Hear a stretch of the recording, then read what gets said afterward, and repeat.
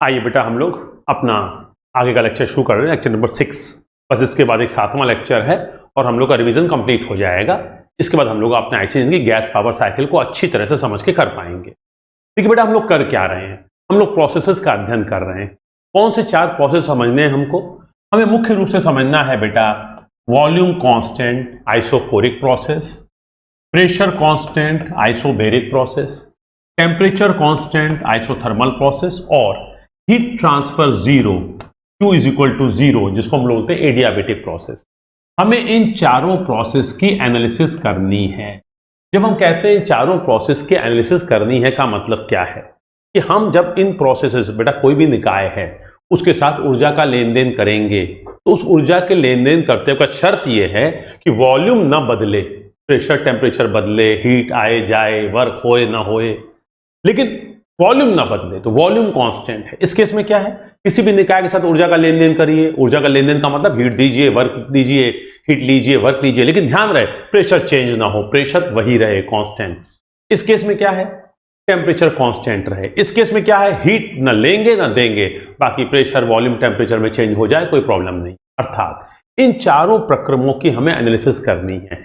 Analysis का मतलब क्या है, लास्ट टर्म पे हम लोग देख चुके हैं। हमें इनको रिप्रेजेंट करना सीखना था और रिप्रेजेंट करने में भी कौन कौन से मुख्य डायग्राम थे जिसमें हमें रिप्रेजेंट करना सीखना था। हमें सीखना था प्रेशर वॉल्यूम डायग्राम पे और टेम्परेचर एंट्रोपी डायग्राम पे। सर प्रेशर वॉल्यूम और टेम्परेचर एंट्रोपी पे ही क्यों और किसी डायग्राम पे क्यों नहीं? तो हमने आपको बताया था कि प्रेशर वॉल्यूम डायग्राम से हमें प्रक्रम का जो वर्क होता है उसका आइडिया लगता है। कैसे? अगर एक क्लोज सिस्टम है तो जो प्रोसेस है उसके नीचे का एरिया का मतलब वॉल्यूम वाली एक्सिस जो होती है एक्स एक्सिस, उसके ऊपर जो एरिया लेंगे, प्रोजेक्शन लेंगे, वो एरिया हमें वर्क देता है। जबकि टीएस डायग्राम पे जो प्रोसेस होता है उसके नीचे का एरिया हमें हीट ट्रांसफर देता है। अर्थात पीवी डायग्राम हमें वर्क का आइडिया देता है और टीएस डायग्राम हमें हीट ट्रांसफर का आइडिया देता है। और हमारी थर्मोडायनेमिक्स जो है हीट और वर्क का ही विज्ञान है। इसका मतलब पूरी थर्मोडायनेमिक्स में या पूरे थर्मल में हमें पीवी और टीएस डायग्राम से बहुत ज्यादा जरूरत पड़ती है। तो हर प्रोसेस को पीवी और टीएस डायग्राम पे हमें सही सही खींचना आना चाहिए, तो हम इसको खींच लेंगे।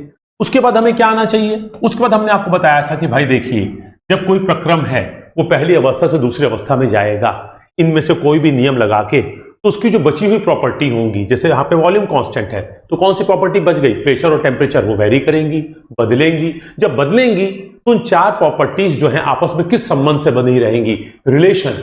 इस रिलेशन निकालने क्या, क्योंकि आइडियल गैस है तो अवस्था का समीकरण लागू होगा। अर्थात P1V1 अपॉन T1 बराबर P2V2 अपॉन T2 से हम क्या करेंगे, जो कंडीशन है वो कंडीशन लगा देंगे और हमें रिलेशन मिल जाएगा।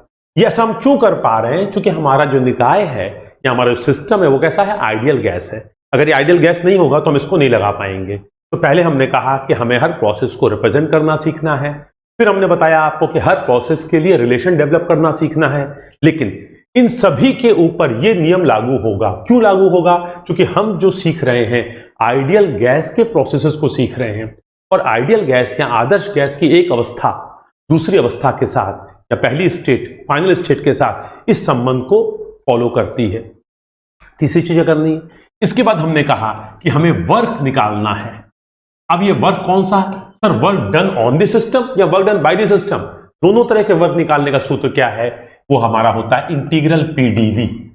अब सर इंटीग्रल पीडीवी क्यों ले रहे हैं? क्योंकि हमने बेटा पीछे प्रूफ किया है कि हमारा जो क्लोज सिस्टम का वर्क होता है उसे हम लोग बोलते हैं बाउंड्री डिस्प्लेसमेंट वर्क या नॉन फ्लो वर्क, उसको हम इंटीग्रल पीडीवी से निकालते हैं। इसके बाद हम लोगों ने एक चीज देखी थी कि अगर हमें आंतरिक ऊर्जा में परिवर्तन निकालना होता है तो सभी प्रक्रम के लिए आंतरिक ऊर्जा में परिवर्तन निकालते हैं हम लोग mCV/dt से। इन 4 चीज के बाद अब अगर हम लोग देखें तो हम लोगों ने एक चीज पढ़ी थी, first law of thermodynamics, FLOT। अब किसी भी प्रोसेस के लिए फर्स्ट लॉ ऑफ थर्मोडायनेमिक्स कहता है कि उस प्रक्रम में जो हीट ट्रांसफर होगा, किसी भी प्रक्रम के लिए है बेटा, पीछे याद होगा आपको 2 तरह के फॉर्मूले पढ़े थे, एक थर्मोडायनेमिक साइकिल के लिए और एक प्रोसेस के लिए। हम स्टडी कर रहे हैं प्रोसेस की, तो फर्स्ट लॉ का कौन सा इक्वेशन लगाएंगे, प्रोसेस वाला। वो क्या था, डेल क्यू बराबर du प्लस डेल डब्ल्यू। यह du क्या है, आंतरिक ऊर्जा में परिवर्तन, डेल डब्ल्यू क्या है, हीट ट्रांसफर, और डेल क्यू क्या है, डेल डब्ल्यू क्या है, वर्क ट्रांसफर, और डेल क्यू क्या है, हीट ट्रांसफर। इसका मतलब किसी भी प्रक्रम में जो हीट ट्रांसफर होगा वो उस प्रक्रम में आंतरिक ऊर्जा में हुए परिवर्तन और वर्क ट्रांसफर के योग के बराबर होगा। इसका मतलब अब अगर हम किसी भी प्रोसेस के लिए हीट ट्रांसफर का मान निकालना चाहते हैं तो उस प्रोसेस के लिए आंतरिक ऊर्जा में परिवर्तन निकाल लें, उस प्रोसेस के लिए वर्क ट्रांसफर निकाल लें और दोनों को जोड़ दें तो उस प्रक्रम का हीट ट्रांसफर आ जाएगा। हम लोगों ने पिछले प्रोसेस पे इसको अप्लाई भी किया था। इसके बाद अगर हमें मान लीजिए हम लोगों ने चार चीजें निकाल ली, इसके बाद डी क्यू आ गया। तो पहला हम लोगों ने देखा रिप्रेजेंटेशन, दूसरा देखा रिलेशन, तीसरा देखा वर्क डन, चौथा देखा हम लोगों ने आंतरिक ऊर्जा में परिवर्तन और पांचवा देख लिया हम लोगों ने हीट ट्रांसफर। अब छठी चीज अगर हमें निकालनी हो उस प्रक्रम के दौरान इंथैल्पी में जो परिवर्तन हुआ है तो वो हम लोग निकालते हैं एमसीपी डीटी से। अब बेटा du बराबर एमसीबी डीटी और dh बराबर एमसीपी डीटी, ये पॉइंट फंक्शन है, थर्मोडायनेमिक्स सिखाती है। अगर पॉइंट फंक्शन है तो रास्ते से या पाथ से कोई फर्क नहीं पड़ता। इसका मतलब सभी प्रोसेस के लिए चौथा रिलेशन सेम रहेगा, पांचवा रिलेशन सेम रहेगा, लेकिन इनको करते वक्त जब तापांतर निकालने के लिए, टेम्परेचर निकालने की बात आएगी तो जो सूत्र इस्तेमाल करेंगे वो इस सूत्र से जो निकलेगा उसको इस्तेमाल करेंगे। अब इसके बाद लास्ट में हम लोग निकालते हैं चेंज इन एंट्रोपी ds। क्या करते हैं हम लोग, इंटीग्रेट कर देते हैं del Q by T 1 से 2 के प्रक्रम के लिए। अब ये del Q कहां से आएगा सर, पीछे आपने यहां पांचवें स्टेप पे निकाला है। इसका मतलब हमें किसी भी प्रोसेस की एनालिसिस करते वक्त ये 7 आइटम्स को निकालना आना चाहिए, दिखलाना आना चाहिए। अगर हमें ये आ गया और इसको रिप्रेजेंट करना हम सीख गए तो आप समझिए हमने प्रोसेस को सीख लिया। अब हम लोगों ने पिछले टर्न पे आइसोकोरिक प्रोसेस या कांस्टेंट वॉल्यूम प्रोसेस के लिए बात की थी। अब हम 5 मिनट में उस आइसोकोरिक प्रोसेस को रिवाइज करेंगे अभी, और उसके बाद इन तीनों को आज ड्राइव करके आपके सामने रखेंगे। इसके बाद अब आपका काम यह है कि अगर आपके प्रोसेसेस तैयार हैं तो कोई दिक्कत नहीं है, और नहीं तैयार है तो घर पे इसको कम से कम एक बार दो बार आप लोग की प्रैक्टिस करिए, ताकि जब हम साइकिल्स करें और हम कुछ बोलें तो आपको हर चीज समझ में आनी चाहिए। कि मैंने सिर्फ इस 7 लेक्चर का जो प्रोग्राम बनाया था इसीलिए बनाया था कि आपको प्रोसेस अच्छी तरह से समझ में आए। आइए थोड़ा सा देखते हैं बेटा। आइए बेटा हम लोग अब जो है आइसोकोरिक प्रोसेस को जरा रिवाइज कर लें जल्दी से। बेटा आइसोकोरिक प्रोसेस किसका, क्लोज सिस्टम का। क्लोज सिस्टम मतलब पिस्टन सिलेंडर अरेंजमेंट के अंदर। अब बेटा हम लोगों ने लास्ट टर्न पे किया था तो पीवी डायग्राम पे अगर हम लोग कभी भी कांस्टेंट वॉल्यूम प्रोसेस को खींचेंगे तो एक वर्टिकल लाइन आएगी। वर्टिकल लाइन का मतलब क्या है कि प्रेशर तो बदल रहा है लेकिन वॉल्यूम वही है, जो शुरू में था वही लास्ट में। अब अगर हम लोग कांस्टेंट वॉल्यूम प्रोसेस को टेम्परेचर एंट्रोपी डायग्राम पे दिखाना चाहते हैं तो कुछ इस प्रकार का कर्व आता है। तो इसका मतलब ये क्या है, कांस्टेंट वॉल्यूम प्रोसेस या आइसोकोरिक प्रोसेस है किस पे, पीवी और टीएस डायग्राम। लेकिन ये प्रोसेस तब तक कंप्लीट नहीं माने जाएंगे जब तक इसमें एरो नहीं लगा है। तो आइए मान लीजिए हमने कहा कि हमारी जो भी यहां पे गैस थी जो पहली अवस्था है इसको हमने हीट दी। तो हमने आपको लास्ट में बताया कि जब हम हीट देते हैं तो क्या होता है, हीट देंगे आप तो ये आपकी जो भी निकाय है उसकी जो आइडियल गैस है उसकी मॉलिक्यूलर एक्टिविटी या आणविक गतिविधि में बढ़ोतरी होगी, फलस्वरूप वेलोसिटी बढ़ेगी। वेलोसिटी बढ़ेगी तो काइनेटिक एनर्जी बढ़ेगी और काइनेटिक एनर्जी बढ़ेगी तो टेम्परेचर बढ़ेगा। और आदर्श गैस के लिए जब वॉल्यूम कांस्टेंट होता है, जब वॉल्यूम कांस्टेंट होता है तो P प्रोपोर्शनल टू T। इसका मतलब अगर टेम्परेचर बढ़ रहा है तो प्रेशर भी बढ़ेगा। इसका मतलब कांस्टेंट वॉल्यूम पे तुम इसको फैलने नहीं दे रहे हो, मतलब पिस्टन वही है और तुम हीट दिए जा रहे हो तो क्या होगा, वॉल्यूम तो कांस्टेंट रहेगा, प्रेशर बढ़ेगा। तो हीट ऐड करने से प्रेशर बढ़ेगा। तो अब अगर हम कांस्टेंट वॉल्यूम हीट एडिशन दिखाना चाहें तो वॉल्यूम तो कांस्टेंट है, प्रेशर बढ़ेगा, तो एरो ऊपर की तरफ जाएगा।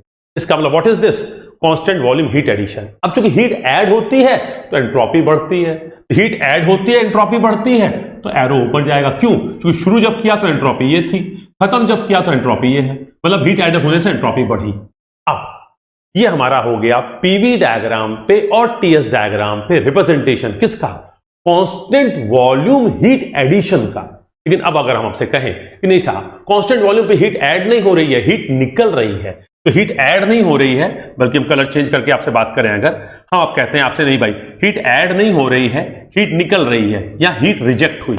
अब जब हीट रिजेक्ट होगी तो क्या होगा, हीट रिजेक्ट होगी, हीट रिजेक्ट होगा तो हम यहाँ क्या मॉलिक्यूलर एक्टिविटी घटेगी, मॉलिक्यूलर एक्टिविटी घटेगी मतलब उनकी वेलोसिटी घटेगी, वेलोसिटी घटेगी तो काइनेटिक एनर्जी घटेगी, और काइनेटिक एनर्जी घटेगी तो टेम्परेचर घटेगा, और चूंकि वॉल्यूम कांस्टेंट है, टेम्परेचर घटेगा तो प्रेशर भी घटेगा।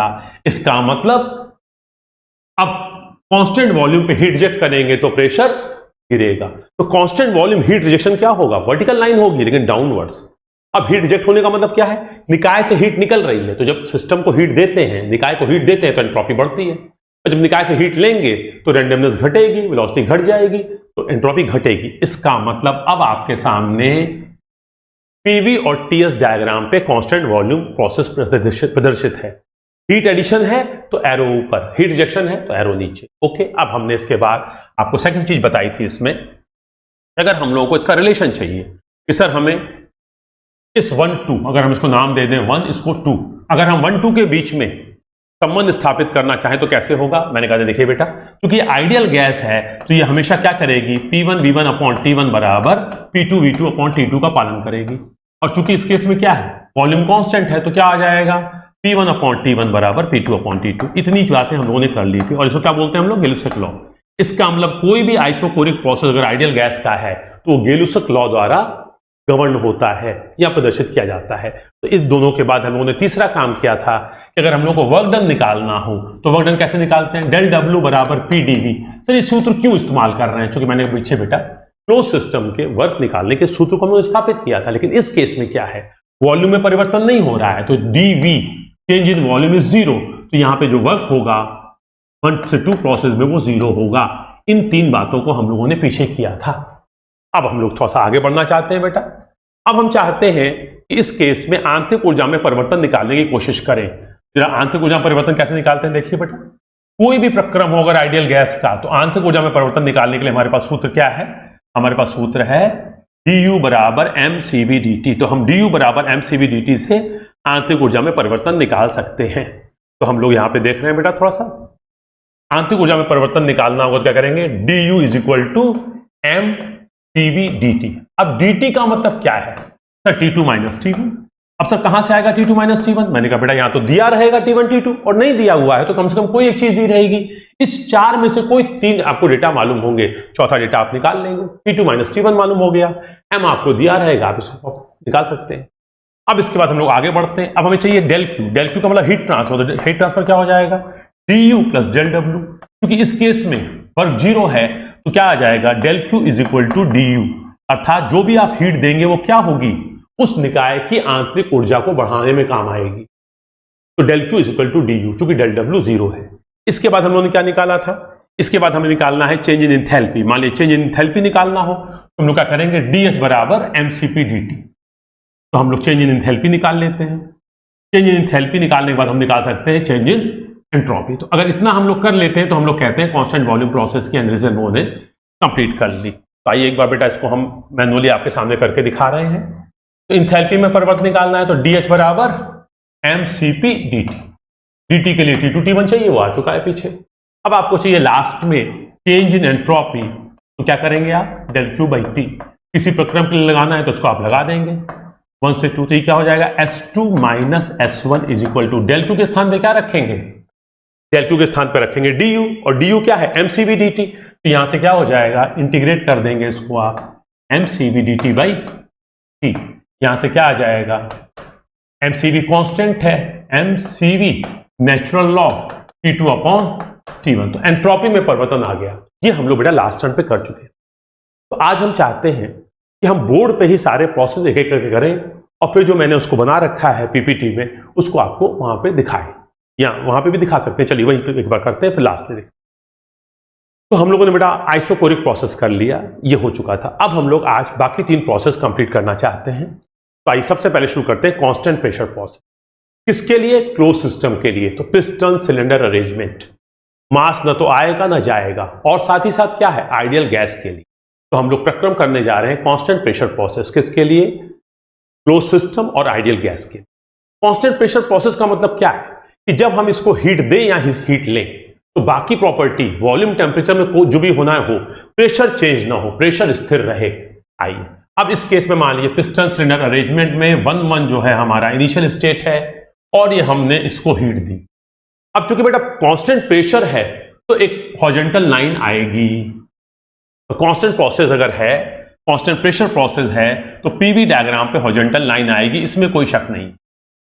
अब कब इसकी एरो इधर होगा, मींस राइट साइड होगा, कब इसका एरो लेफ्ट साइड होगा, इसको डिसाइड करना। अब जरा देखिए बेटा, आपने जब इसको हीट दिया, जब आपने हीट ऐड किया, तो हीट ऐड करने से क्या होगा, ये जो आदर्श गैस है इसके मॉलिक्यूल्स की एक्टिविटी बढ़ेगी, मॉलिक्यूल एक्टिविटी बढ़ेगी तो वेलोसिटी बढ़ेगी, और वेलोसिटी बढ़ेगी तो काइनेटिक एनर्जी बढ़ेगी, और काइनेटिक एनर्जी बढ़ेगी तो टेम्परेचर बढ़ेगा। इसका मतलब आप जब इसको हीट देंगे तो इसका टेम्परेचर बढ़ेगा। सर पीवी डायग्राम पे तो हॉरिजॉन्टल लाइन आएगी, सर टीएस डायग्राम पे कैसा आएगा? मैंने कहा टीएस डायग्राम पे जो है आइसोबेरिक प्रोसेस कुछ इस तरह से आता है। सर शेप कैसे आया? मैंने कहा जब बेटा हम लोग एंट्रोपी का रिलेशन बनाते हैं ना, तो उसके हिसाब से जो लॉगरिथमिक कर्व आता है उससे ये शेप आता है। तो अभी इस वक्त पीवी डायग्राम पे ये आइसोबेरिक प्रोसेस है, टीएस डायग्राम पे ये आइसोबेरिक प्रोसेस है, लेकिन दोनों में ही अभी हमने एरो नहीं लगाया है। अब हमने पिस्टन सिलेंडर अरेंजमेंट में हमारी ये पहली अवस्था थी गैस की, हमने इसको हीट दी।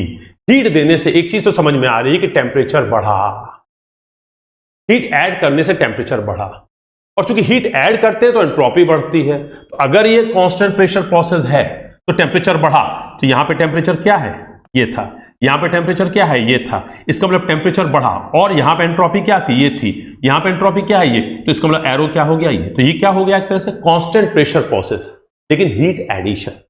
अब कांस्टेंट प्रेशर पे आपने हीट ऐड की है तो टेम्परेचर बढ़ा है, और हम लोग ये भी जानते हैं कि जब प्रेशर कांस्टेंट होता है तो आदर्श गैस के लिए जो वॉल्यूम होता है वो सीधे सीधे टेम्परेचर के समानुपाती होता है। तो अगर टेम्परेचर बढ़ेगा तो वॉल्यूम भी बढ़ेगा। इसका मतलब शुरुआत में अगर आपका वॉल्यूम ये था तो एक्सपेंड करके वॉल्यूम बढ़ जाएगा, तो वॉल्यूम बढ़ गया तो 1 से आप 2 पे चले गए, इसका मतलब वॉल्यूम बढ़ेगा। तो यहां पे वॉल्यूम देखिए ये था, यहां पे वॉल्यूम क्या है, तो व्हाट इज 1 2, 1 2 में देखिए प्रेशर कांस्टेंट है और वॉल्यूम बढ़ा, तो expansion, isobaric expansion. What is 1 2? Sir 1 से 2 में क्या है, प्रेशर कांस्टेंट है लेकिन हीट एडिशन, तो आप कह सकते हैं 1 2 को कह सकते हैं कांस्टेंट प्रेशर हीट एडिशन या आइसोबेरिक हीट एडिशन, और यहां पे कह सकते हैं 1 2 को आइसोबेरिक एक्सपेंशन। दोनों जगह एक दूसरा टर्म इस्तेमाल हो सकता है, यहां कह सकते हैं आप आइसोबेरिक हीट एडिशन या आइसोबेरिक एक्सपेंशन, यहां कह सकते हैं आइसोबेरिक एक्सपेंशन या आइसोबेरिक हीट एडिशन। अब आपने पीवी डायग्राम पे और टीएस डायग्राम पे हीट एडिशन को प्रदर्शित कर दिया, लेकिन मान लीजिए इस वक्त आप यहां पे हैं और आपने इससे हीट निकाली, हीट निकाली तो क्या होगा, मॉलिक्यूलर एक्टिविटी डाउन हो जाएगी, धीरे हो जाएगी, वेलोसिटी कम हो जाएगी, काइनेटिक एनर्जी कम हो जाएगी, टेम्परेचर गिर जाएगा। तो ठीक इसका उल्टा होगा, हीट रिजेक्ट होगा तो वेलोसिटी गिरेगी, वेलोसिटी गिरेगी तो काइनेटिक एनर्जी गिरेगी, क्योंकि मास तो वही है, और टेम्परेचर गिरेगा, टेम्परेचर गिरेगा तो वॉल्यूम गिरेगा। इसका मतलब यहां पे वॉल्यूम ये था, घट के वॉल्यूम ये हो जाएगा, और जब हीट निकालोगे तो एंट्रोपी भी घटेगी और टेम्परेचर भी गिरेगा, इसका मतलब एरो उल्टा हो जाएगा। तो इसका मतलब this is what, constant pressure heat addition या कांस्टेंट प्रेशर एक्सपेंशन, और 2 1 क्या है, constant pressure heat rejection, constant pressure heat rejection. तो हम लोगों ने बेटा इसको प्रदर्शित करना देख लिया, और ये लॉजिक कैसे अराइव कर रहे हैं, कैसे इस चीज को हम समझ के दिमाग में बैठा रहे हैं, वो भी मैंने आपके साथ डिस्कस किया। अब हम लोग इसके लिए रिलेशन स्थापित करना चाहते हैं। रिलेशन कैसे होगा, आ चुका है पीछे, क्योंकि आदर्श गैस है तो क्या लगेगा बेटा, आदर्श गैस है तो लगेगा P1 V1 अपॉन T1 बराबर P2 V2 अपॉन T2। अब चूंकि यहां पे प्रेशर कांस्टेंट है तो P1 P2 कैंसिल हो गया, क्या आ जाएगा, V1 अपॉन T1 बराबर V2 अपॉन T2। ये क्या है, चार्ल्स का नियम। इसका मतलब कोई भी कांस्टेंट प्रेशर प्रोसेस होगा आइडियल गैस का तो चार्ल्स के नियम से बना रहेगा। Isobaric process Charles law, isothermal process Boyle's law, isochoric process Gay Lussac law. तो ये हम लोगों ने रिलेशन निकाल लिया। बट अब मैकेनिकली जैसे पीछे किया था वैसे ही आगे बढ़ेंगे। अब आते हैं तीसरे पे, हमें वर्क निकालना है। वर्क के लिए फॉर्मूला क्या था, डेल डब्ल्यू बराबर पी डी वी। अपने प्रोसेस के लिए निकालना क्या कर देंगे, इसको इंटीग्रेट कर देंगे 1 से 2 लेके। अब इस दौरान प्रेशर तो कांस्टेंट है तो पी को बाहर कर दिया आपने, इंटीग्रेट कर दिया डीवी 1 से 2, तो क्या आ जाएगा ये पी V2 माइनस V1। इस वर्क को हम लोग बेटा, ये पाथ फंक्शन होता है, एग्जैक्ट डिफरेंशियल नहीं होता है, तो इसको हम लोग लिखा करते हैं 1W2। कभी भी W2 माइनस W1 नहीं लिखते। अब ये आ गया हमारा work P V2 minus V1। अब जरा इसको देखिए आप, ये है आपका V2, ये है V1, तो ये P V2 माइनस V1, तो ये हो गया आपका V2 माइनस V1 और ये हो गया आपका P। एक तरह से 1 से 2 के नीचे का एरिया क्या है, यही है वर्क डन। तो हम लोग बोला करते थे किसी भी प्रोसेस के नीचे का एरिया वर्क डन देता है, लेकिन अगर 1 से 2 है तो एक्सपेंशन का वर्क है, ये पॉजिटिव है, और 2 से 1 है तो ये कंप्रेशन का वर्क है, निगेटिव है। हम लोगों ने वर्क निकालना भी सीख लिया। तो 1 से 2 के नीचे का एरिया वर्क दिख रहा है, तो ये ग्राफिकली दिख रहा है और यहां से आप इसको कैलकुलेट कर सकते हैं। सर यहां पे हीट ट्रांसफर दिख रहा है, यस, वो अभी आने वाला है। कैलकुलेट कैसे करेंगे वो भी आएगा। आइए अब हम लोग वर्क ट्रांसफर के बाद आगे बढ़ते हैं, तो हम निकालते हैं डी यू। डी यू क्या होता है, हमेशा एक ही फॉर्मूला आता है, डी यू बराबर M C V D T सभी के लिए। तो डी यू बराबर M C V D T किसके लिए, कांस्टेंट प्रेशर के लिए भी, कांस्टेंट वॉल्यूम के लिए भी, इन दोनों के लिए। अब आगे बढ़ते हैं बेटा, तो ये सबके लिए लागू होगा। अब हमें चाहिए हीट ट्रांसफर, कैसे निकालेंगे। फर्स्ट लॉ ऑफ थर्मोडायनेमिक्स के हिसाब से हम लोग देख चुके हैं, वहां पे एक इक्वेशन पढ़ा था जिसको बोलते थे non flow energy equation. Energy equation का मतलब, फर्स्ट एनर्जी इक्वेशन का मतलब law of conservation of energy, ऊर्जा के संरक्षण का नियम। नॉन फ्लो का मतलब क्लोज सिस्टम, लेकिन किसके लिए, प्रोसेस के लिए कि साइकिल के लिए। याद कीजिए थोड़ा सा, साइकिल के लिए होता तो हम लगाते हैं cyclic del Q is equal to cyclic del W, लेकिन यहां साइकिल के लिए नहीं लगाना है, यहां लगाना है प्रोसेस के लिए। तो हम ये नहीं लगाएंगे, हम क्या लगाएंगे, del Q is equal to D U plus del W. अब जरा इसको निकालने की कोशिश करते हैं बेटा। अब यहां पे हीट ट्रांसफर बराबर डी यू, डी यू क्या हो जाएगा, M C V D T plus work किसका, इस प्रोसेस का वर्क। क्या आया था पीछे, देखिए क्या आया था आपका पीछे, वर्क आया है P V two minus V one. तो आपने यहां पे लिया P V two minus V one.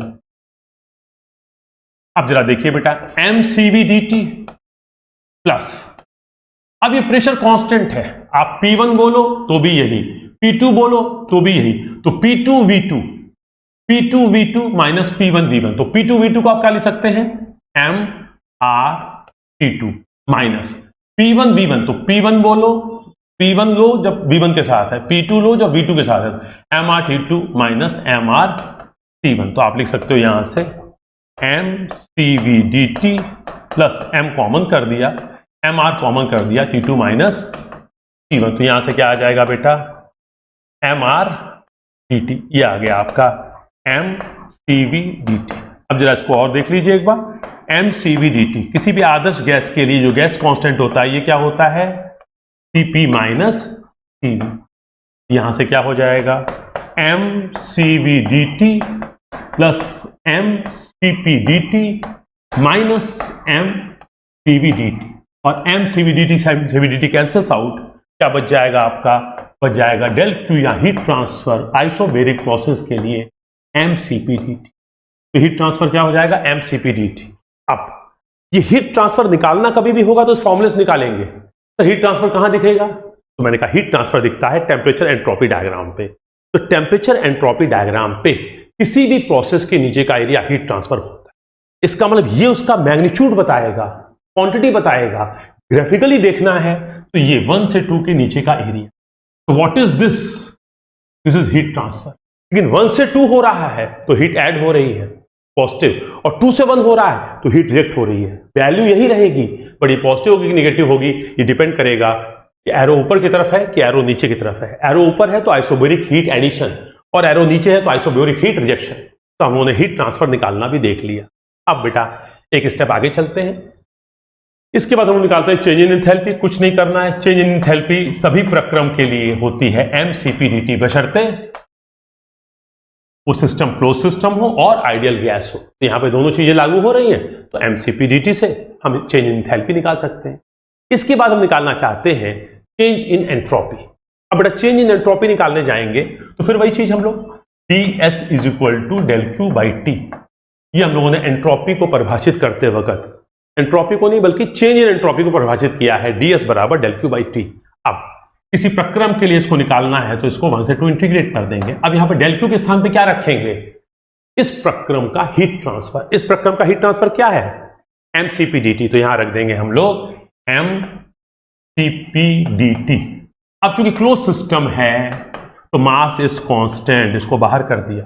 और इस पूरी एनालिसिस में हम लोग मानते हैं कि जो specific heat at constant pressure है Cp, या specific heat at constant volume है Cv, ये कांस्टेंट रहती है, तो इसको भी हम लोगों ने बाहर कर दिया।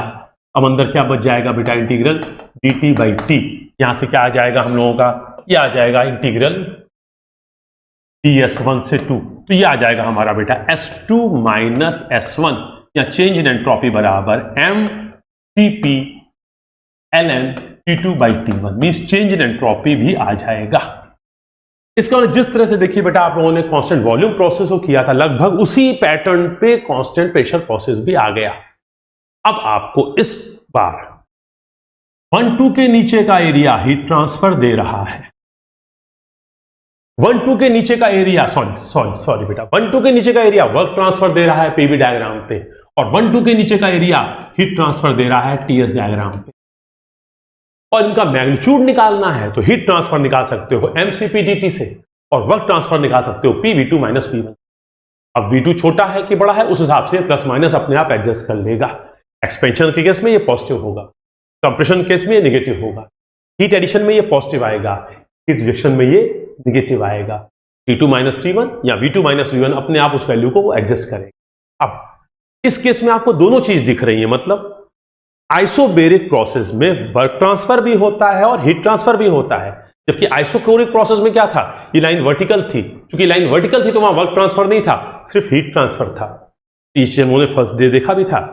अब हम लोग चल रहे हैं बेटा अपने तीसरे प्रोसेस पे, जिसको हम लोग बोलते हैं constant temperature process, isothermal process. इस केस में हम लोग क्या कर रहे हैं बेटा, जरा देखिए कि हमारा फ्लो सिस्टम है, आइडियल गैस है। अब हमारा ये पिस्टन सिलेंडर अरेंजमेंट है, जब भी हमें फ्लो सिस्टम कहना है तो हमें पिस्टन सिलेंडर अरेंजमेंट ही बनाना है, और पिस्टन सिलेंडर अरेंजमेंट के अंदर इनलेट और एग्जॉस्ट वॉल नहीं दिखाना है, क्योंकि इनलेट एग्जॉस्ट वॉल दिखा देंगे तो ओपन सिस्टम हो जाएगा। तो इस वक्त हमारा निकाय पहली अवस्था में है। अब अगर हम इसको दिखाना चाहते हैं तो हम पीवी डायग्राम और टीएस डायग्राम पे दिखाना चाहते हैं। अब की बार बेटा अप्रोच थोड़ी सी अलग होगी। अब चूंकि ये आइसोथर्मल प्रोसेस है तो एक चीज तो तय है, टेम्परेचर कांस्टेंट रहेगा। अब इस निकाय का जो भी टेम्परेचर है, प्रारंभिक तापमान T1, वो T1 रहेगा। इसका मतलब टीएस डायग्राम आइसोथर्मल प्रोसेस को दिखाना पीवी डायग्राम पे थोड़ा सा मुश्किल दिख रहा है, टीएस डायग्राम पे बड़ा आसान है। क्या होगा, एक हॉरिजॉन्टल लाइन आएगी। अब एरो किधर होगा वो अलग बात है। तो इसका मतलब आइसोथर्मल प्रोसेस जब भी करेंगे तो टीएस डायग्राम पे एक हॉरिजॉन्टल लाइन आएगी। अब मान लीजिए हमारा ये निकाय है, इसका प्रॉपर्टीज है P1 V1 T1। अब P1 V1 इसकी प्रारंभिक अवस्था है। अब आपने इसको हीट दी, अब आपने हीट दी, हीट देने से क्या होगा, आपका शर्त क्या है कि सर टेम्परेचर में परिवर्तन नहीं होना चाहिए। अब टेम्परेचर में परिवर्तन नहीं होना चाहिए तो एक चीज तय है बेटा, आइडियल गैस के केस में जब टेम्परेचर कांस्टेंट होता है तो हम लोग जानते हैं V inversely proportional to pressure, मतलब V प्रेशर के व्युत्क्रमानुपाती होता है। अर्थात वॉल्यूम बढ़ेगा तो प्रेशर घटेगा, प्रेशर घटेगा बढ़ेगा तो वॉल्यूम घटेगा, और इसको हम लोग हाइपरबोलिक लॉ से दिखाते हैं। तो पीवी डायग्राम पे आइसोथर्मल प्रोसेस कुछ इस तरह का आएगा, ये बॉयस लॉ के हिसाब से आएगा। अब इस कर्व का इक्वेशन क्या है, इस कर्व का इक्वेशन होता है PV is equal to constant, या आप कह सकते हैं T is equal to constant. अब समस्या आ रही है एरो की, जब तक आप एरो नहीं लगाएंगे तब तक प्रक्रम सही तरह से दिखाई नहीं देगा। तो आइए, आपने हीट ऐड की, मान लीजिए हम कह रहे हैं हमने हीट ऐड किया, हमने हीट ऐड किया, लेकिन एक चीज है कि टेम्परेचर में परिवर्तन नहीं होना चाहिए, मतलब टेम्परेचर कांस्टेंट रहना चाहिए। तो ओके, टेम्परेचर कांस्टेंट है, आपने हीट ऐड किया और टेम्परेचर कांस्टेंट। अब हम लोग जानते हैं कि du is equal to mCv dt, du बराबर होता है mCv dt। अब अगर टेम्परेचर कांस्टेंट है तो dt will be 0, there will be no change in temperature, T1 बराबर T2, और अगर dt 0 है तो du 0 हो गया। अब अगर du 0 हो गया, इसका मतलब क्या हो गया, इस प्रक्रम में आंतरिक ऊर्जा में कोई परिवर्तन नहीं होगा।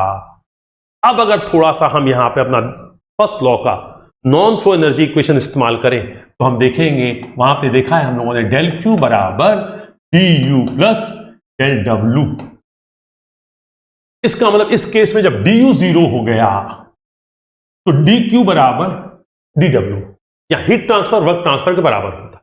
अब अगर आप हीट दे रहे हैं तो क्या होगा, निकाय की आंतरिक ऊर्जा में कोई परिवर्तन नहीं होना चाहिए, अर्थात न टेम्परेचर बढ़ना है न घटना है। तो हीट जाएगी कहां, हीट ऊर्जा का रूप, ऊर्जा तो उत्पन्न होती है न नष्ट होती है। इसका मतलब जितनी आप हीट देंगे उतना वर्क होगा। इसका मतलब अगर आपने हीट 100 जूल दी है तो वर्क भी 100 जूल होगा। अगर हीट प्लस 100 जूल है तो वर्क प्लस 100 जूल होगा। प्लस 100 जूल होगा का मतलब क्या है? एक्सपेंशन होगा, एक्सपेंशन का वर्क होगा। तो अब अगर आप कह रहे हैं कि आपने आइसोथर्मल हीट एडिशन किया है तो इसका मतलब 1 से पिस्टन खिसकेगा, एक्सपेंशन होगा। एक्सपेंशन होगा तो वर्क पॉजिटिव होगा, एक्सपेंशन होगा तो एरो नीचे की तरफ आएगा। और चूंकि टेम्परेचर कांस्टेंट तो ये हॉरिजॉन्टल लाइन है, लेकिन चूंकि आपने हीट ऐड की है तो हीट ऐड की है तो जो एंट्रोपी यहां पे थी उसके तुलना में एंट्रोपी बढ़ जाएगी। तो व्हाट इज 1 2 इज आइसोथर्मल, क्योंकि टेम्परेचर वाली लाइन हॉरिजॉन्टल है। ये आइसोथर्मल हीट एडिशन है कि हीट रिएक्शन है? सर 1 से 2 एंट्रोपी बढ़ रही है तो ये हीट एडिशन है। तो 1 2 is what? Isothermal heat addition. ये 1 2 क्या है? सर ये एक्सपेंशन है, लेकिन कैसा एक्सपेंशन है sir? PV is equal to constant, hyperbolic law है, या T is equal to constant. तो ये सर आइसोथर्मल एक्सपेंशन है। तो नाउ पीवी डायग्राम पे हम लोगों ने दिखाया है 1 2 आइसोथर्मल एक्सपेंशन, टीएस डायग्राम पे दिखाया है 1 2 आइसोथर्मल एक्सपेंशन बोलिए या बोलिए आइसोथर्मल हीट एडिशन। लेकिन अब इसका उल्टा हो, निकाय यहां पे है, आपने हीट निकाल ली। जब आपने हीट निकाल ली तो क्या होगा? आंतरिक ऊर्जा में परिवर्तन तो होना नहीं है। तो जितनी आपने हीट निकाली है उतना इसके ऊपर वर्क करना पड़ेगा। इसका मतलब एरो उल्टी डायरेक्शन में लग जाएगा। तो 1 2 क्या हो गया? Isothermal expansion. 2 1 क्या हो जाएगा? आइसोथर्मल कंप्रेशन या आइसोथर्मल हीट रिजेक्शन। तो मैंने यहां पे बेटा 1 2 को लिखा है आइसोथर्मल एक्सपेंशन या आइसोथर्मल हीट एडिशन। जब पीवी डायग्राम पे रहिए तो बोलिए एक्सपेंशन कंप्रेशन, जब टीएस डायग्राम पे रहिए तो बोलिए हीट एडिशन या हीट रिजेक्शन। अब इस एक्सपेंशन में जो वर्क मिलेगा, अगर आप पूछिए कि 1 2 में सर वर्क मिलेगा, मैंने कहा बिल्कुल मिलेगा। एक्सपेंशन में वर्क मिलता है। सर कितना मिलेगा? मैंने कहा इतना मिलेगा। तो graphically what is this? 1 2 process में जो वर्क मिलेगा वो सर आपने क्यों खींच दिया? मैंने कहा बेटा पीवी डायग्राम पे किसी भी प्रक्रम के नीचे का एरिया वर्क देता है, लेकिन ध्यान रहे ये जो एरिया है ये आपको ग्राफिकली मैंने दिखाया है। अगर कैलकुलेट करना है तो आप इससे नहीं कर पाएंगे, उसके लिए आपको वर्क का सूत्र स्थापित करना है, जो भी हम लोग करेंगे। तो अगर मान लीजिए 2 1 कंप्रेशन है तो वर्क कितना होगा? मैंने कहा वर्क इतना ही होगा। फर्क सिर्फ यह है कि 1 से 2 होगा तो ये पॉजिटिव वर्क होगा, 2 से 1 होगा तो नेगेटिव होगा। सर इस 1 2 के नीचे का एरिया क्या होगा? मैंने कहा ये होगा आइसोथर्मल हीट एडिशन। अब देखिए यहां पे बड़ा कंफ्यूजिंग भी चीज है। सर आप हीट दे रहे हैं, टेम्परेचर नहीं बढ़ रहा। यस, क्यों? क्योंकि जो आप हीट दे रहे हैं ऊर्जा के रूप में उतना पूरा पूरा वर्क के रूप में कन्वर्ट हो जा रहा है। तो 1 2 क्या है? Isothermal heat addition. 2 1 क्या है? Isothermal heat rejection. सर कितनी हीट दी? मैंने 1 2 के नीचे का एरिया। सर क्यों? मैंने कहा टीएस डायग्राम पे प्रोसेस के नीचे का एरिया हीट ट्रांसफर देता है।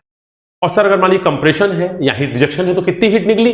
मैंने कहा बेटा यही हीट एडिशन है, यही हीट रिजेक्शन है। जब हीट ऐड करोगे तो ये आएगा मैग्नीट्यूड, लेकिन पॉजिटिव।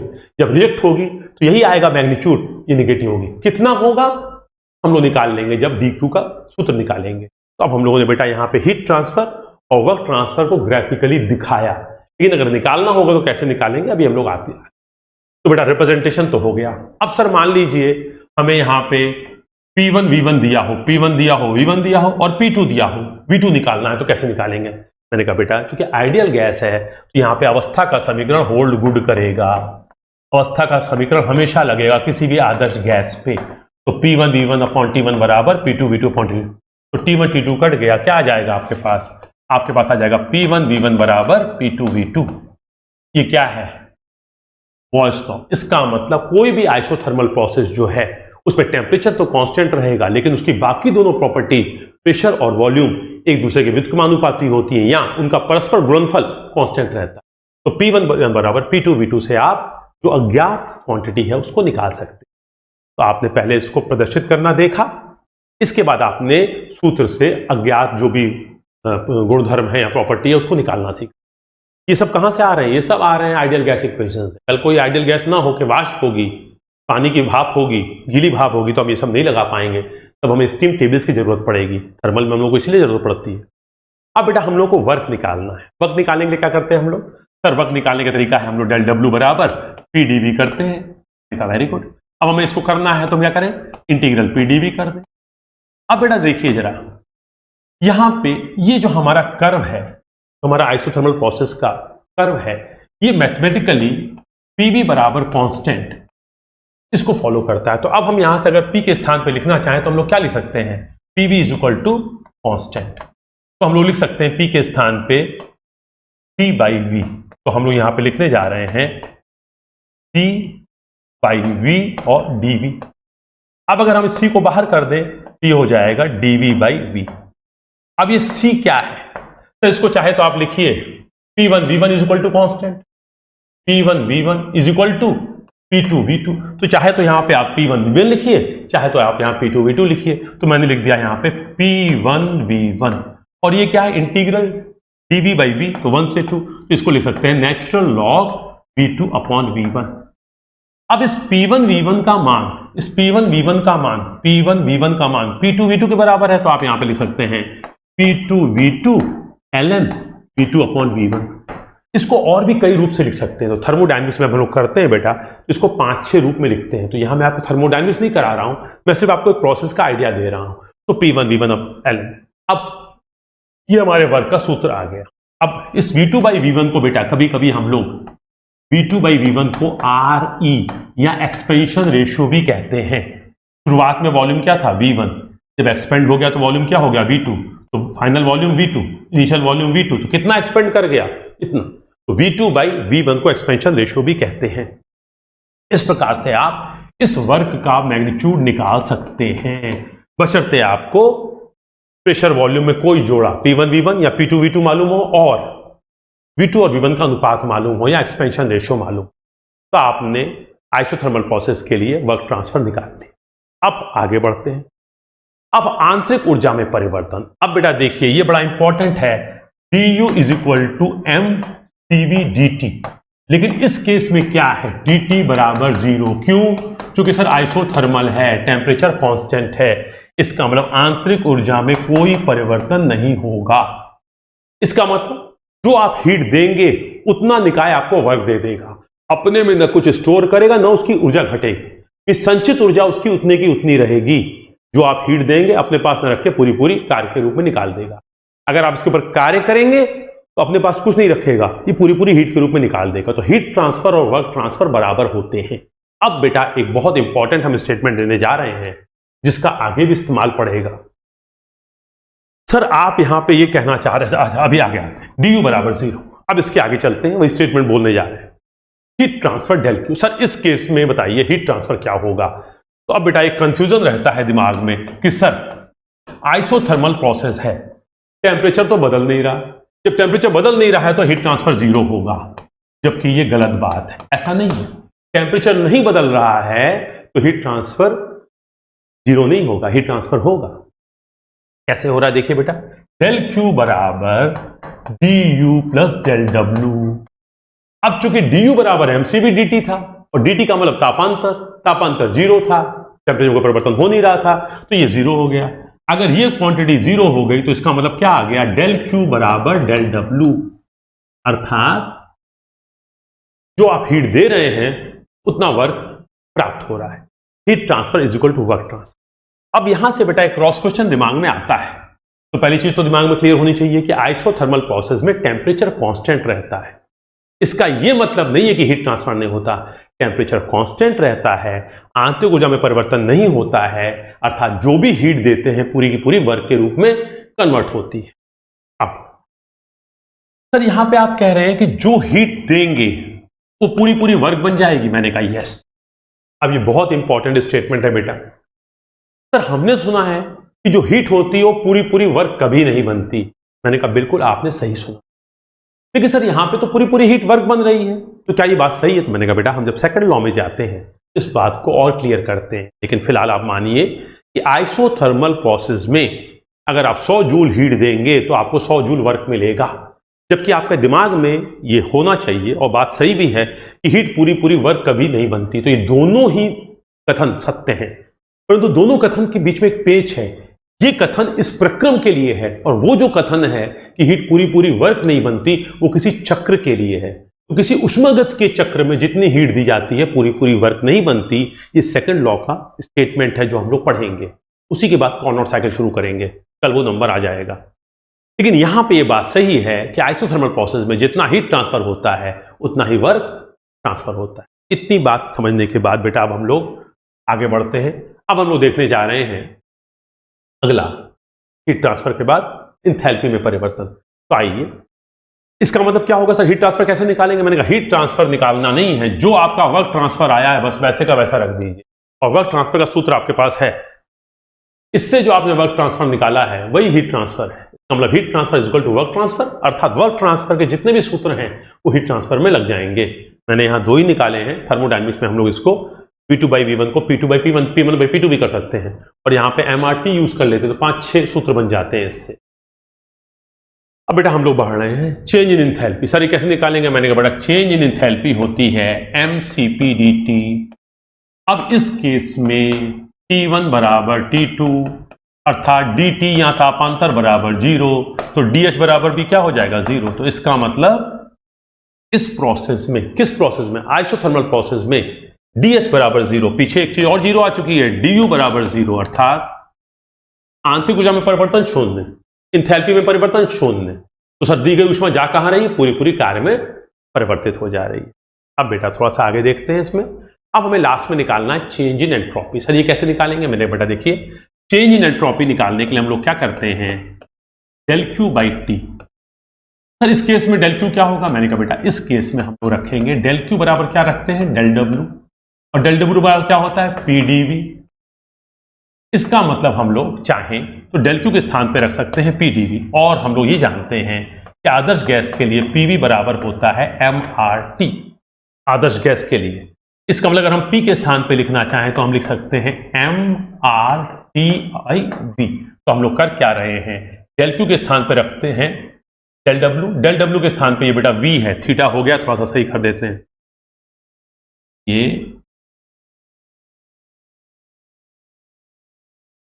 D, PdV, और P के स्थान पे रख रहे हैं PV बराबर mRT। तो अब हम क्या करने जा रहे हैं, यहाँ देखिए बेटा, del Q के स्थान पे PdV और P के स्थान पे mRT/V।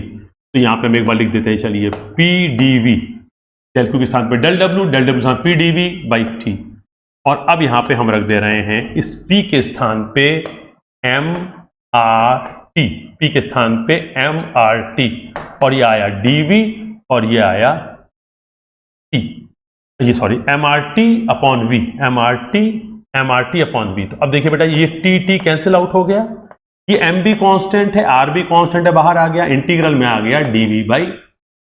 अब इसको आगे लेके चलते हैं, अगर हम लोग, T क्या आ रहा है, ये आ रहा है बेटा S2 - S1, या कह सकते हैं delta S, change in entropy. ये क्या हो जाएगा, mR natural log ln V2/V1, और यहां पे R क्या होता है, Cp - Cv। तो हम लोग लिख सकते हैं mCp - Cv ln V2/V1। इसका मतलब अगर हम लोगों को आइसोथर्मल प्रोसेस के लिए एंट्रोपी में परिवर्तन निकालना हो तो इस सूत्र का इस्तेमाल हम लोग कर सकते हैं।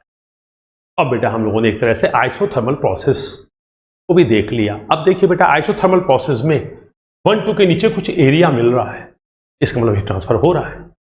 पीवी डायग्राम पे 1-2 के नीचे कुछ एरिया मिल रहा है तो वर्क ट्रांसफर हो रहा है। अब लेकिन ये जो वर्क ट्रांसफर होगा ये इसके बराबर होगा, लेकिन बाकी प्रोसेस में ऐसा नहीं होगा। पीछे हमारा आइसोबेरिक प्रोसेस भी था बेटा, आइसोबेरिक प्रोसेस में देखिए, याद कीजिए, तो ये इसके बराबर नहीं होगा।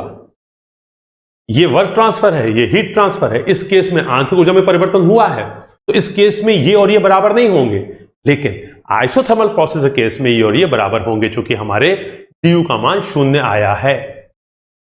और हमारे आइसोकोरिक प्रोसेस में क्या था, उसमें तो वर्क ट्रांसफर था ही नहीं, उसमें तो वर्टिकल लाइन थी। अब बेटा हम लोगों ने एक तरह से आइसोथर्मल प्रोसेस को भी देख लिया। अब हम लोग को देखना है बेटा अगला प्रोसेस, जिसको हम लोग बोलते हैं एडियाबेटिक प्रोसेस। तो अब आइए थोड़ा सा बेटा, अब हम लोग बात कर रहे हैं एडियाबेटिक प्रोसेस की। एडियाबेटिक प्रोसेस, एडियाबेटिक समझते हैं हम, हीट ट्रांसफर 0।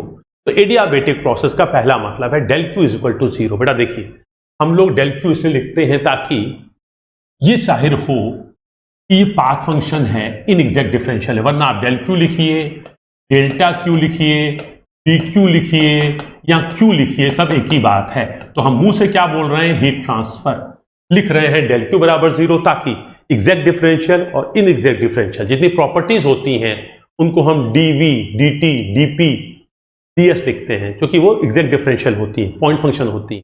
लेकिन यहाँ पे हम हीट के लिए डी क्यू इस्तेमाल नहीं करते, डेल क्यू इस्तेमाल करते हैं, इनएग्जैक्ट डिफरेंशियल होते हैं, इसको इंटीग्रेट नहीं कर सकते क्योंकि पाथ डिपेंडेंट होती है। अब डेल क्यू बोलो, डी क्यू बोलो, डेल्टा क्यू बोलो, क्यू बोलो, एक ही बात है। तो एडियाबेटिक प्रोसेस में हीट ट्रांसफर जीरो होता है, अर्थात ना हीट देते हैं ना लेते हैं। लेकिन अब ये एडियाबेटिक प्रोसेस दो प्रकार का होता है, एक को बोलते हैं रिवर्सिबल और एक को बोलते हैं इरिवर्सिबल। अब रिवर्सिबल होने के लिए प्रोसेस एक कंडीशन जो सबसे जरूरी होती है वो होती है फ्रिक्शन जीरो। तो यहां पे एफ का मतलब क्या है? फ्रिक्शन। तो रिवर्सिबल प्रोसेस में फ्रिक्शन जीरो है। तो अब मान लीजिए कोई एडियाबेटिक प्रोसेस है, मतलब आप हीट ले दे नहीं रहे हैं और फ्रिक्शन भी जीरो है। अब फ्रिक्शन कहां कहां आएगा भी देखेंगे। फ्रिक्शन भी जीरो है तो उसको हम लोग बोलते हैं रिवर्सिबल एडियाबेटिक। रिवर्सिबल क्यों? चूंकि फ्रिक्शन जीरो है। एडियाबेटिक क्यों? चूंकि हीट ट्रांसफर जीरो है। तो रिवर्सिबल एडियाबेटिक ही बोलिए या बोलिए फ्रिक्शनलेस एडियाबेटिक। और जो रिवर्सिबल एडियाबेटिक है या फ्रिक्शन एडियाबेटिक है, इसको आइसेंट्रोपिक कहा जाता है। इसका मतलब रिवर्सिबल एडियाबेटिक प्रोसेस को आइसेंट्रोपिक प्रोसेस कहते हैं। आइसेंट्रोपिक प्रोसेस मतलब एंट्रोपी रिमेन्स कांस्टेंट। लेकिन अब अगर एडियाबेटिक प्रोसेस है और वो इरिवर्सिबल है तो उस केस में फ्रिक्शन होगा। अगर फ्रिक्शन है तो मानी बात है, फ्रिक्शन होने से उसको हम लोग अब रिवर्सिबल एडियाबेटिक नहीं बोल पाएंगे, उसको हम बोलते हैं इरिवर्सिबल एडियाबेटिक या फ्रिक्शन वाला adiabatic. Adiabatic process with friction, इसको हम लोग बोलते हैं नॉन आइसेंट्रोपिक। इसमें एंट्रोपी कांस्टेंट नहीं रहती। अब हम लोग जितनी भी पीछे पढ़ाई करके आए हैं बेटा, और ध्यान दीजिएगा, हम लोगों ने आइसोकोरिक प्रोसेस को ऐसे खींचा, ये आइसोकोरिक हीट एडिशन, ये आइसोकोरिक हीट एडिशन, ये आइसोकोरिक हीट रिजेक्शन, ये आइसोकोरिक हीट रिजेक्शन। ये था हम लोग का आइसोकोरिक प्रोसेस। यहां पे हम लोगों ने खींचा इस तरह से आइसोबेरिक प्रोसेस, और ये isobaric heat addition, isobaric heat rejection. यहां पे भी खींचा हम लोगों ने आइसोबेरिक हीट एडिशन और आइसोबेरिक हीट रिजेक्शन।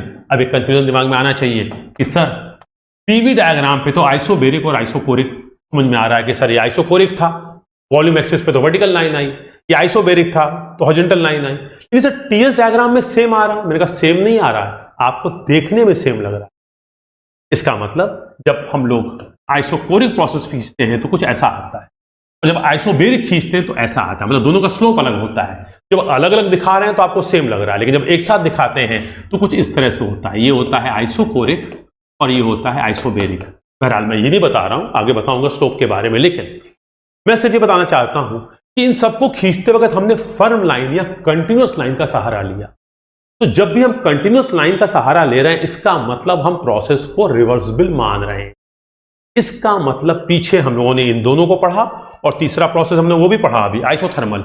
हमने पीवी डायग्राम पे दिखाया ये आइसोथर्मल एक्सपेंशन, ये दिखाया आइसोथर्मल कंप्रेशन।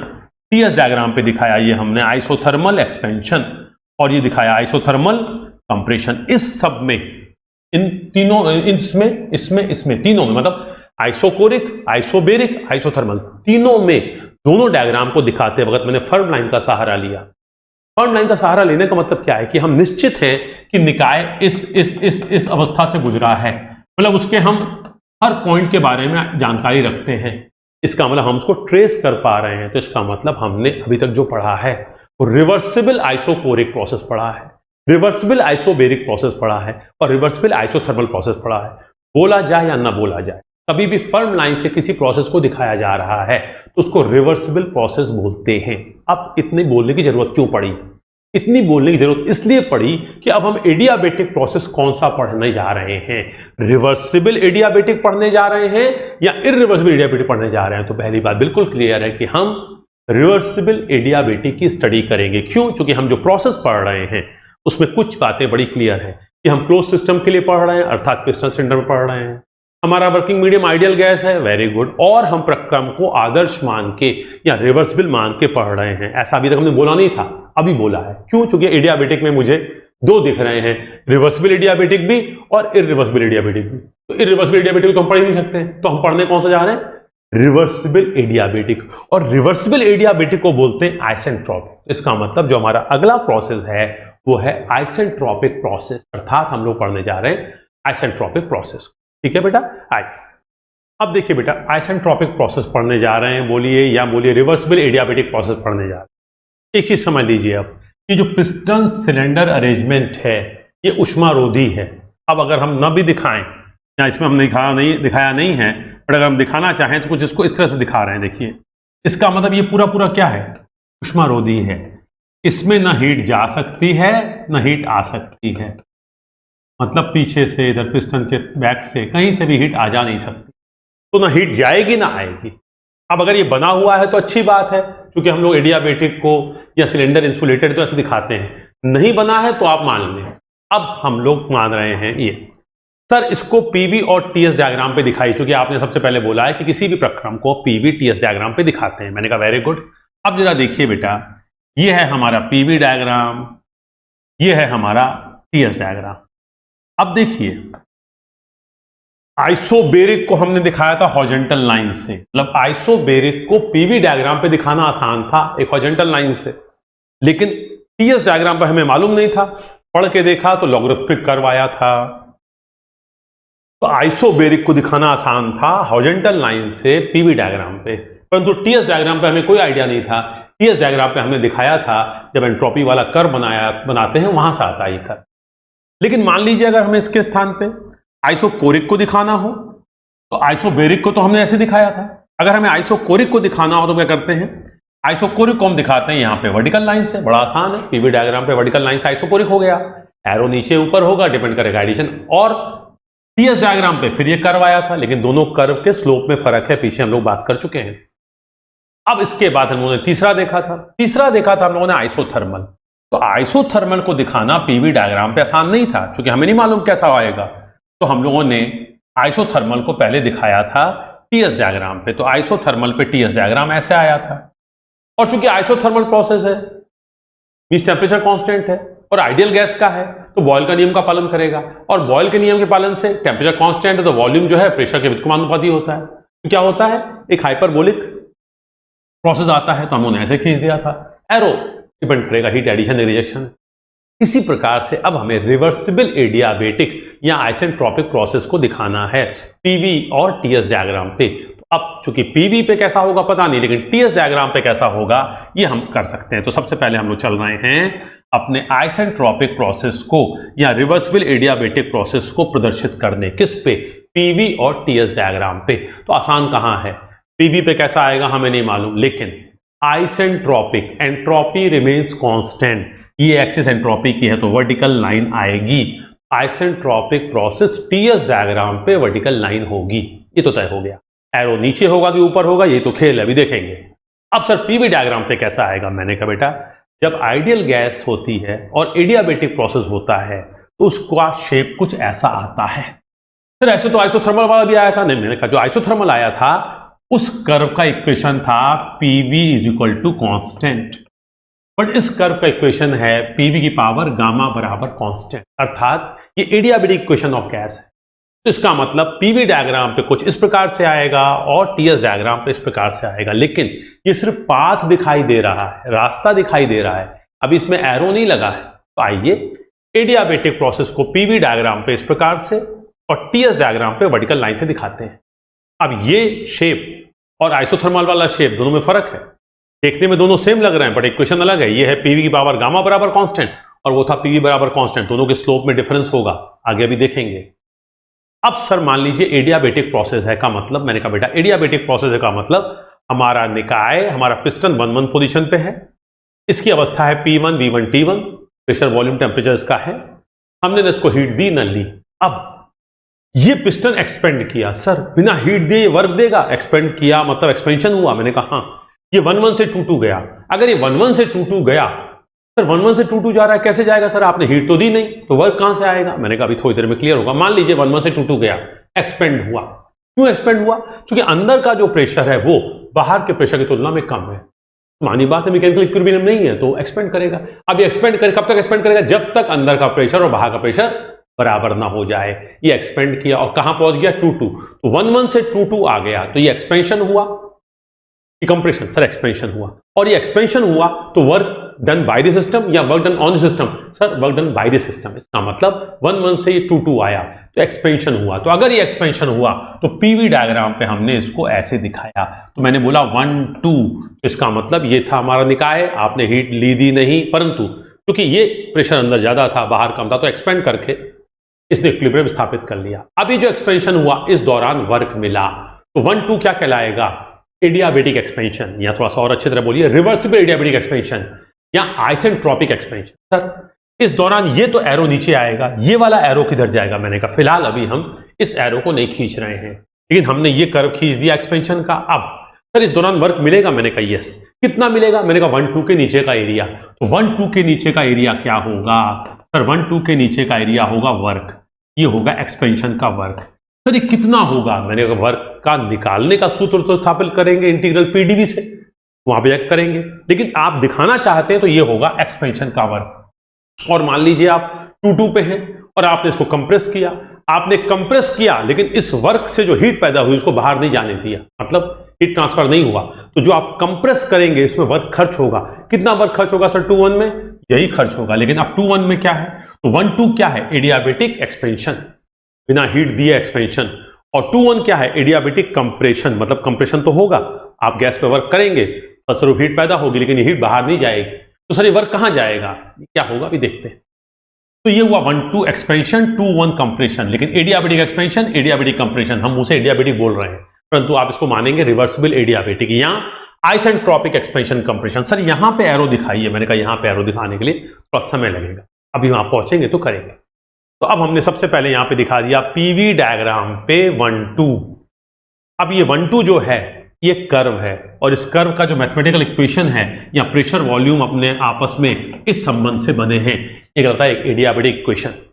अब यहां पे ये वर्टिकल लाइन है, अब ये एरो नीचे है कि ऊपर है वो कैसे तय होगा अभी थोड़ी देर में देखते हैं। तो हम लोगों ने पीवी डायग्राम पे दिखा लिया, टीएस डायग्राम पे वर्टिकल लाइन दिखा दी, एडियाबेटिक प्रोसेस दिखा दिया, एरो नहीं दिखा पाए। अब आते हैं हम लोग रिलेशन।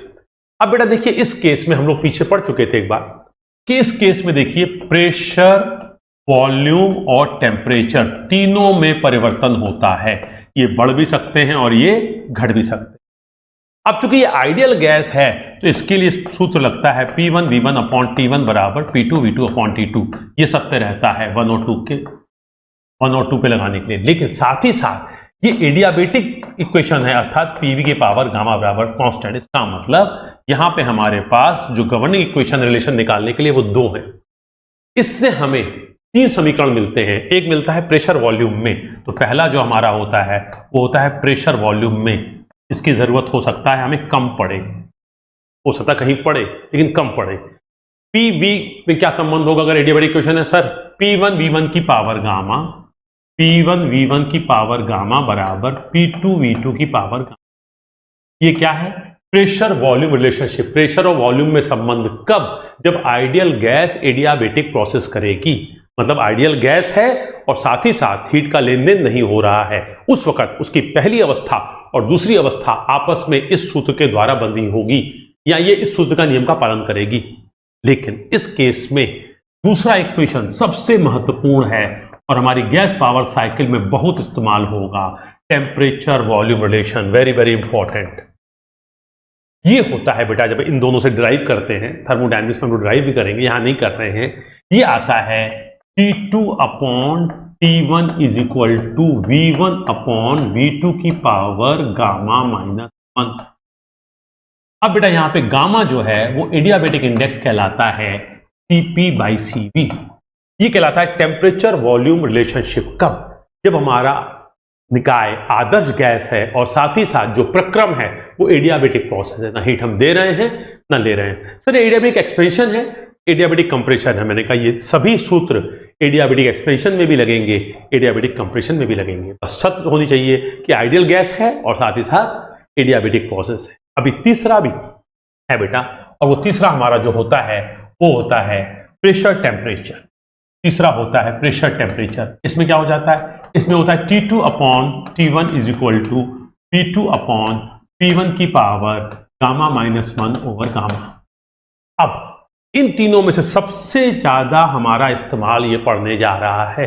तो जब भी हम एडियाबेटिक प्रोसेस करेंगे, एडियाबेटिक कंप्रेशन ये लगाएंगे। क्यों? क्योंकि वॉल्यूम से आएगा कंप्रेशन रेशियो और टेम्परेचर की जरूरत पड़ेगी हमें सूत्र लगाने के लिए। इसका मतलब आगे गैस पावर साइकिल में हम इसका कई बार इस्तेमाल करेंगे।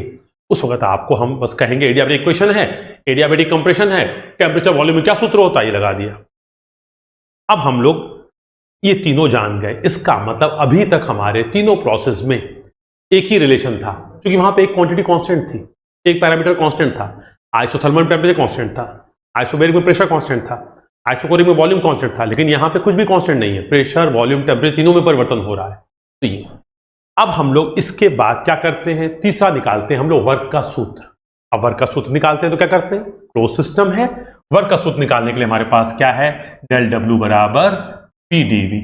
अब किसी प्रक्रम में निकालना पड़ेगा, करेंगे पी डीवी 1 से 2, ये निकालेंगे हम लोग इंटीग्रल डेल डब्ल्यू 1 2, तो 1 डब्ल्यू 2 1 से 2 का वर्क आएगा इंटीग्रल पी डीवी से, लेकिन अब पी के स्थान पे क्या रखेंगे, पी वी की पावर गामा बराबर कांस्टेंट।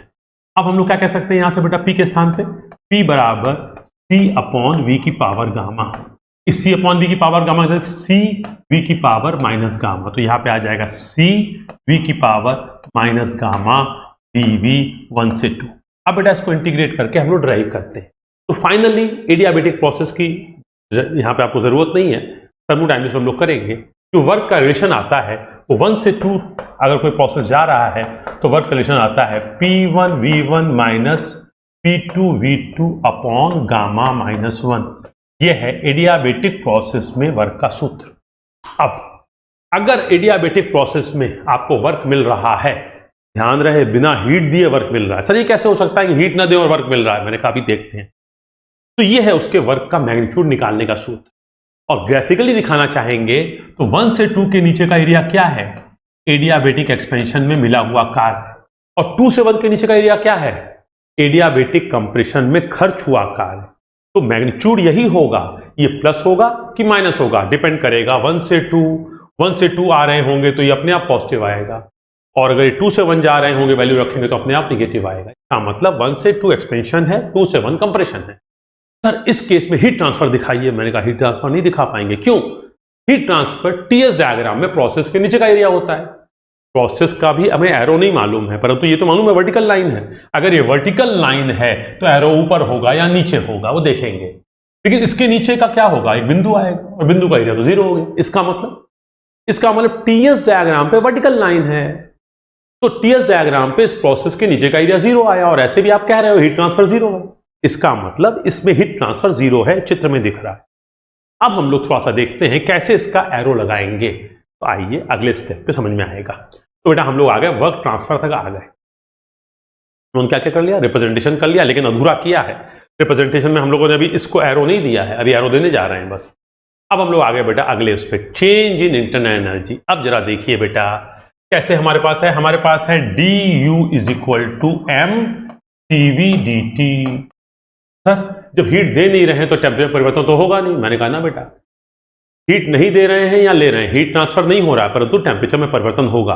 सर कैसे कह सकते हैं, मैंने कहा बेटा हम तो नहीं कह सकते, पीछे देखिए, ये देखिए अगर मान लीजिए नीचे आप आ रहे हैं, मान लीजिए एरो नीचे है तो टेम्परेचर क्या है, घट रहा है, ये टेम्परेचर था, ये क्या हो गया ये, और अगर ऊपर है तो टेम्परेचर बढ़ रहा है, इसका मतलब टेम्परेचर घट रहा है या बढ़ रहा है।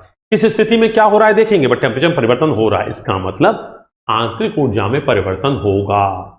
ये दिमाग मत रखिएगा कि हीट ट्रांसफर नहीं हो रहा है तो डीटी भी नहीं होगा, टेम्परेचर कांस्टेंट होगा, जी नहीं, टेम्परेचर में परिवर्तन होगा, टेम्परेचर घटेगा या बढ़ेगा। अब अगले स्टेप में ये चीज समझ में आने जा रही है। अब अगर आप देखें तो बेटा डी यू बराबर M C V D T हमेशा होता है, बस आइसोथर्मल केस में जो कि डी टी या टेम्परेचर कांस्टेंट था तो तापांतर 0 हो गया था, तो वहां पे ये 0 हो गया था। अब हम लोग आगे बढ़ते हैं, अब देखने जा रहे हैं बेटा हीट ट्रांसफर। अब देखिए बेटा हीट ट्रांसफर डेल क्यू, हमारा जो नॉन फ्लो एनर्जी इक्वेशन है, अब देखिए कम से कम आप इसको समझना शुरू कर चुके हैं। Non flow energy equation, law of conservation of energy, ऊर्जा के संरक्षण का नियम। नॉन फ्लो का मतलब क्लोज सिस्टम, तो क्लोज सिस्टम के लिए ऊर्जा के संरक्षण का नियम क्या है किसी प्रक्रम के दौरान, यह है del Q is equal to D U plus del W. अब चूंकि एडियाबेटिक प्रोसेस है, रिवर्सिबल एडियाबेटिक प्रोसेस है, तो ये डेल क्यू जो है वो 0 हो गया। अगर ये 0 हो गया इसका मतलब क्या है, इसका मतलब D U is equal to minus del W, D U is equal to minus del W. इसका मतलब क्या हुआ, आंतरिक ऊर्जा में परिवर्तन अगर प्लस है तो ये माइनस है, इसका मतलब एक दूसरे का साइन अपोजिट है। इसका मतलब समझिए बेटा, अगर ये प्लस है तो ये माइनस, तो आंतरिक ऊर्जा बढ़ेगी। प्लस का मतलब आंतरिक ऊर्जा बढ़ेगी जब वर्क खर्च होगा, और आंतरिक ऊर्जा अगर माइनस है तो ये प्लस है। अब जरा समझने की कोशिश करते हैं। अब देखिए बेटा 1-2 क्या है, 1-2 एक्सपेंशन प्रोसेस है। तो 1-2 में एक्सपेंशन हो रहा है, एक्सपेंशन में वर्क मिलेगा, वर्क मिलेगा मतलब ये माइनस है। अगर ये माइनस है तो ये क्या हो रहा है, डी यू प्लस। प्लस मतलब आंतरिक ऊर्जा बढ़ेगी, और आंतरिक ऊर्जा क्या होती है, टेम्परेचर का फंक्शन होती है। तो अगर आंतरिक ऊर्जा बढ़ रही है इसका मतलब क्या है, टेम्परेचर बढ़ेगा। आंतरिक ऊर्जा बढ़ रही तो टेम्परेचर बढ़ेगा। इसका मतलब जरा समझिए, वर्क माइनस है, वर्क माइनस का मतलब work done on the system. जब सिस्टम पे कार्य किया जाएगा, जब वर्क माइनस है तो वर्क माइनस है तो डी यू पॉजिटिव है। डी यू पॉजिटिव है का मतलब यू बढ़ेगा, टी बढ़ेगा। तो कंप्रेशन जब होगा तो टेम्परेचर बढ़ेगा, एक्सपेंशन जब होगा तो टेम्परेचर गिरेगा। तो अब जरा समझिए 1 से 2 में एक्सपेंशन हुआ, सर आपने हीट तो दी नहीं, तो कार्य कैसे मिला 1 से 2 में? मैंने कहा बेटा आपने हीट नहीं दी, परंतु कार्य मिला। कार्य क्यों मिला, आंतरिक ऊर्जा घटी। देखो वर्क पॉजिटिव है, तुम्हें कार्य मिला। कार्य क्यों मिला, आंतरिक ऊर्जा घटी और कार्य मिला। आंतरिक ऊर्जा घटी और कार्य मिला। आंतरिक ऊर्जा घटने का मतलब क्या है, आदर्श गैस की आंतरिक ऊर्जा घटी का मतलब टेम्परेचर गिरा। तो 1-2 में जब एक्सपेंशन होगा तो टेम्परेचर गिरेगा। तो पीछे की बात अगर देखें हम लोग, जब ये एरो नीचे की तरफ 1-2 होगा तो ये नीचे होगा। इसका मतलब 1-2 में एक्सपेंशन में वर्क मिला, आंतरिक ऊर्जा घटी। आंतरिक ऊर्जा घटी तो टेम्परेचर गिरा। और 2-1 में वर्क निगेटिव हुआ। वर्क निगेटिव हुआ मीन्स आपने कार्य किया, परंतु ये कार्य जो है किया आपने, हीट तो कहीं जा नहीं पाई, तो ये कार्य गया कहां, इसने इसकी आंतरिक ऊर्जा बढ़ा दी। आंतरिक ऊर्जा बढ़ा दी का मतलब टेम्परेचर बढ़ा दिया। तो इसका मतलब ये है 1-2 और 2-1। तो 1-2 एक्सपेंशन और 2-1 कंप्रेशन। एक्सपेंशन के दौरान वर्क मिला, वर्क मिलने की वजह क्या है, हीट तो दी नहीं है, तो आंतरिक ऊर्जा घटी, तो आंतरिक ऊर्जा के कॉस्ट पे वर्क मिला। तो ये है कॉन्सेप्ट। तो अब बेटा देखिए यहां पे हम लोग आ गए, डी यू बराबर mcv dt हो गया था ये। तो इसका मतलब एडियाबेटिक प्रोसेस में हीट ट्रांसफर नहीं होता, परंतु कार्य ट्रांसफर होता है। अब अगर वर्क एक्सपेंशन का है, वर्क पॉजिटिव है, तो वर्क जो है वो आंतरिक ऊर्जा के बल पे होगा, या आंतरिक ऊर्जा के खर्चे पे होगा, या आंतरिक ऊर्जा घटेगी, वर्क मिलेगा। और अगर आप इसके ऊपर वर्क कर रहे हैं तो हीट बाहर तो जा नहीं पाएगी, work done on the system होगा तो आंतरिक ऊर्जा बढ़ेगी। आंतरिक ऊर्जा बढ़ेगी तो टेम्परेचर बढ़ेगा। अब इसके बाद हम लोगों ने हीट ट्रांसफर निकाल लिया, उससे हमारा लॉजिक आ गया। अब चेंज इन एंथैल्पी क्या होगा, सर डी बराबर mcp dt। सर ये जीरो होगा, मैंने क्यों जीरो होगा, टेम्परेचर में परिवर्तन तो हो रहा है ना, देखो ये T1 T2। तो जब एक्सपेंशन होगा तो आंतरिक ऊर्जा घटेगी, आंतरिक ऊर्जा घटेगी तो एंथैल्पी भी घटेगी। और जब कंप्रेशन होगा तो आंतरिक ऊर्जा बढ़ेगी, क्योंकि हीट तो बाहर जा नहीं सकती, तो ये कहां जाएगा, वर्क इसकी आंतरिक ऊर्जा बढ़ाएगा, उस केस में एंथैल्पी बढ़ेगी। और लास्ट में हम लोग निकालते हैं चेंज इन एंट्रोपी। तो इस केस में क्या होगा, सर ds बराबर होता है del Q बाई टी। इस केस में सर del Q तो जीरो है, हीट ट्रांसफर जीरो है, तो ds बराबर क्या होगा, जीरो। ds बराबर जीरो का मतलब क्या है, एंट्रोपी इज कांस्टेंट, S1 बराबर S2। तो आइसेंट्रोपिक प्रोसेस मतलब एंट्रोपी रिमेन्स कांस्टेंट। अब बेटा हम लोगों ने आज तीनों प्रोसेस की एनालिसिस कर ली। अब हम लोग का लास्ट लेक्चर होगा रिवीजन का, इस सारी चीज को समराइज करेंगे। तो सिर्फ अगर आप अगला लास्ट लेक्चर हमारा देख लेंगे, समझ लेंगे, तो बस आपको साइकिल में कोई दिक्कत नहीं आएगी, इसकी हम गारंटी दे रहे हैं। लेकिन हाँ, इन सबको अगर एक बार थोड़ा सा आप अपने से प्रैक्टिस करेंगे तो अच्छा रहेगा, क्योंकि अदरवाइज बेटा मैंने जितनी चीज़ों को शॉर्ट करने की कोशिश की है, तो जो नॉर्मल थर्मोडायनेमिक्स हम करते हैं उतना ज़्यादा अच्छी तरह से नहीं कर पाए, क्योंकि बहुत कम समय में हमने समेटने की कोशिश की। तो इसको हम लोग करते हैं, और नेक्स्ट टर्न पे हम लोग अब जो है लास्ट टर्न इस पूरे को समराइज करेंगे। इस बीच में हम आपसे उम्मीद करते हैं कि इसको एक बार, जिन बच्चों को क्लियर नहीं हुआ है, एक बार इसको बार बार देख के प्ले करके इसको प्रैक्टिस कर लें। ठीक है, okay, thank you very much.